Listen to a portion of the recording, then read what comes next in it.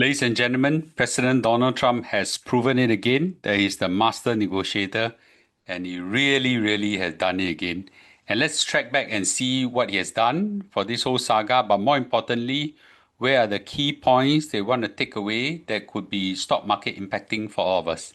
Let's watch until the end, shall we? So I know that many people don't like Donald Trump. I also don't like Donald Trump in many aspects, but Donald Trump has proven that he's really a master negotiator. He has done it again and again, and he has just done it on the deal on Greenland. So this talk will be looking at how he did it so that we won't fall into a trap of overreacting to what he has done. And I think more importantly is to see till the end of video to see what's the implication for the stock market. So it's never about territory. He clearly this time around, he didn't really want the whole of Greenland. I don't think he's prepared to pay $700 billion. He's a money-minded person, right? So $700 billion is just too much for him. He just want money, money, money, right? So it was never about territory, and he doesn't really need the sovereign rights of Greenland, although he said he wanted it and things like that.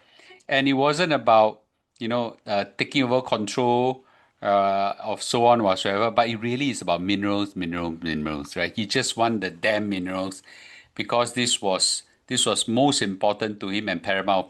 He got squeezed on his squeezed on his weakness by China because of minerals, and I think he swear that he will never let it happen. So he's all out, okay, to get minerals, and just nice Greenland has a lot of it. So Greenland ranks 8th in the world in rare earth reserves, and he has got a estimated $2.4 trillion estimated worth of it. And right now, US is really beholden to China because there is just not enough minerals, rare earth minerals in US. So China really have hamstring in all negotiations with Trump. So Trump has lost his negotiation leverage because of this, and he intend to get it back. And Greenland is what he can do. So he's all out to use it. Rare earth minerals are being used in advanced weapon system, used in EV batteries and electric motors, semiconductors, next generation manufacturing, and so on. So whoever controls this really controls all this industry in a big way. So really, it's about US versus China, China, China, right? It's really not about US versus Europe. And basically, China is the real target. And he just doesn't want China to climb too high. And China is doing very well despite a not so good economy. They still climbed by about 4.5% GDP last year, which is very, very decent. And they just want to make sure that China don't overtake them. US has a big leap, big gap versus China. But the question is, can they maintain this if China continue to rise this kind of astronomical level? So let's trace back this whole Greenland negotiation. How did Trump outmaneuver Denmark and NATO? So first, what he did was he launches a maximum outrage, right? So he basically did something what negotiation school is called anchoring, right? If you go to negotiation class, they actually teach this. He anchors everybody at the most unreasonable offer, right? He basically, I want Greenland. If necessary, I won't rule out militarily, but you must allow me to buy it and things like that. Of course, everybody flew in a mad rage and get everybody so emotional about it. Everyone was emotional about it, okay, in Europe especially, and in NATO. And then he threatens a 10% immediate tariff on 1st of Feb. Remember, give everybody a short timeline. And then after that, 25% at 1st of June. Okay? And basically threaten everybody and get everybody worked up. So everybody was very upset, and there was lots of emotions and things like that, all jumping and things like that. The whole stock market reacted 2% down in one day. Wow, right? But he anchored everybody at an unreasonable level. So the whole stock market panicked, okay, and sent shockwave down. Of course, Denmark was shocked. Hey, I'm NATO. You are NATO. You're supposed to be my ally. How come you do this to me, right? The whole Europe came together to in solidarity support for Denmark, And really, they suddenly, NATO just felt that no, I think the NATO organization is going to collapse and crash. And even President Putin of Russia was laughing at NATO. This kind of chaos was not accidental, it was strategically engineered by Donald Trump. He's done it again and again. He just do it again. So basically, yesterday at Davos, at World Economic Forum, Trump did a very long-winded speech and talked a lot about everything. And later he negotiated with NATO, okay, Secretary General Mark Rutte, and he did not negotiate with Denmark. He did not negotiate with Greenland. These are too small for him. Okay, he negotiated with NATO secretary, and why NATO is because NATO controls the entire security access and framework for Denmark and Greenland. So he basically goes there and negotiate with Mark Rutte. So Mark Rutte is the NATO Secretary General, and out the meeting, wow, Mark said that the meeting was productive. Okay, diplomatic language signals substantive progress, and the focus was on Antarctic security, preventing China and Russia from gaining a foothold, whether economically or militarily. And there were no compromise to sovereignty of Denmark. Okay, everything was okay. So basically, it's all about minerals and strategic presence for US in Greenland. So at Davos, Trump executed the amazing flip flop again. Everybody call it taco. I don't think he chickened out this time. Okay, it was all intentional that he will flip. Remember, it was Scott Besson, which is the Treasury Secretary, who told everybody beforehand, don't retaliate, don't do anything, just hold on and things will be okay. He already warned everybody already. I quickly highlighted this to everybody. So I told everybody, don't panic sell. Okay, just wait and see, right? So well, he drops the tariff yesterday and basically says that, okay, no more tariff for everybody. All right, I won't use military force, okay? And we have now come to a framework that we have agreed.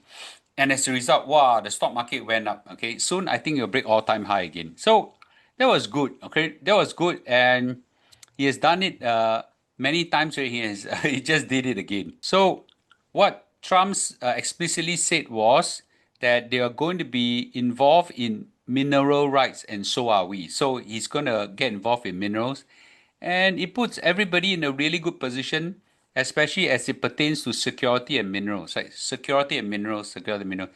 It's a deal that's forever. So it's a freehold, in that sense, a freehold perpetual agreement. So this was very explicit, right? He says that mineral access was secured. Funny, right? He negotiated this thing not with Denmark, but with NATO. So now what mineral rights means is, you don't need to conquer and own Greenland. He basically said, no, I want those minerals. So it probably means that U.S. and US related companies who have priority for extraction licenses and development contracts to these minerals, and in exchange there'll be more guarantees of security presence, which is good for Denmark and good for Greenland anyway. And uniquely, China and Russia is blocked from military and economic presence in this region, and as a result, flow of minerals will come to US. So this is what is pretty smart. So NATO, wow, NATO role into this whole thing was a critical enabler. They make the negotiation between US and Denmark possible, and although they are not supposed to negotiate commercial deals whatsoever, but basically I think the deal is I wouldn't say it's already done deal, but it's not far from there. So Denmark at this juncture, of course, they will give all the concessions, right? So they'll basically open channels for all discussion, partnership, and things like that, as long as you don't take my Greenland. Okay, so I think at this juncture, although Denmark Prime Minister is very adamant that no sovereign rights will be compromised, but I think Denmark at this juncture is just prepared. As long as you don't take my Greenland, whatever you want, we're prepared to negotiate. So what did Greenland say, right? Greenland, 50, 60,000 people, the premier there basically say that no, we should have a right to say. The truth is, what rights do you have, man? You're so small, okay? And your colonial master basically, I have no power to protect you. So I don't think Denmark has any much to say. So the defense of Greenland, is basically controlled by Denmark and NATO. So I don't think Greenland has any weight in their negotiation. I'm sure by right, this is my sovereign right. How can you discuss my future without me? That kind of thing. Sorry lah, you're just too small. So Donald Trump didn't need to conquer Greenland. He didn't even need to buy Greenland, but he got all the rights, okay, or getting the rights to what he wants: mineral access, strategic military presence, block China, block Russia, okay, and basically, leverage NATO and make NATO bend down its knees to him. So and nothing was lost, right? Nothing was lost. This was just a mineral deal and a strategic military deal that he has done beautifully and wisely. So the most important observation of this whole thing, apart from the MBA style lesson on negotiation, which all of us must learn, okay, it's this: Trump's KPI is the stock market. To us investors, this is very important. He don't like it to go down too much. Now he's prepared to let it suffer a little bit, but he don't like it go down too much. If he sees that thing going down, it's his failure. Maybe he's got own financial and personal interest.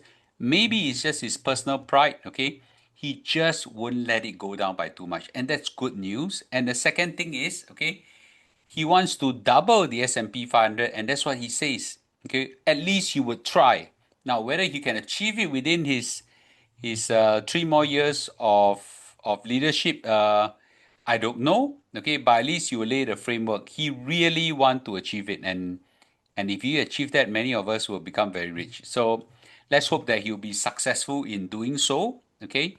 To be frank, I hope that you would have crashed, then I can go in and bottom fish. But right now, looks like I don't think that will happen. But however, is this whole saga over?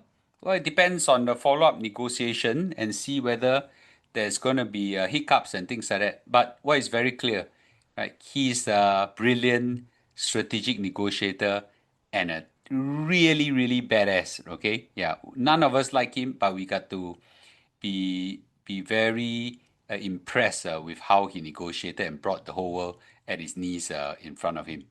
All right, okay. You may disagree with me, but we can agree to disagree. Let me hear your comments in the YouTube video, and we'll see you tonight. Okay, bye bye.